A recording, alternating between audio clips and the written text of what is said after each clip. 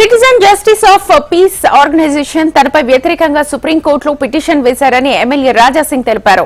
హిందూ ధర్మం కోసం తాను చేసే ప్రసంగాలకు అనుమతులు ఇవ్వకూడదని పిటిషన్ వేశారని ఆయన అన్నారు. తనలాంటి హిందూ నేతలపై కొన్ని సంస్థలు కుట్రలు చేస్తున్నారని ఆయన అన్నారు. మత ఘర్షణలు సృష్టిస్తున్న అక్బరుద్దీన్ ఓవైసీ పైన ఎప్పుడైనా పిటిషన్ వేశారా అని ఎమ్మెల్యే రాజాసింగ్ ప్రశ్నించారు. ఏ కేసునైనా లీగల్ గానే ఎదుర్కొంటామని వెల్లడించారు. సిటిజన్ జస్టిస్ ఆఫ్ పీస్ ఒక ఆర్గనైజేషన్. ఈ ఆర్గనైజేషన్ వాళ్ళు ఏం చేస్తున్నట్టే నా అగ్నిస్ట్ గా సుప్రీం కోర్టులో ఒక పిటిషన్ ఇస్తున్నారు.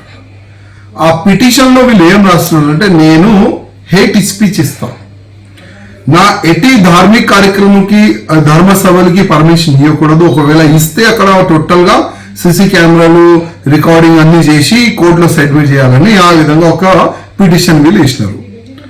చాలా రోజు నుంచి వీళ్ళు కుట్ర చేస్తున్నారు నా పైన, నా లాంటి చాలా వరకు హిందూ నేతల పైన వీళ్ళు కుట్ర చేస్తున్నారు.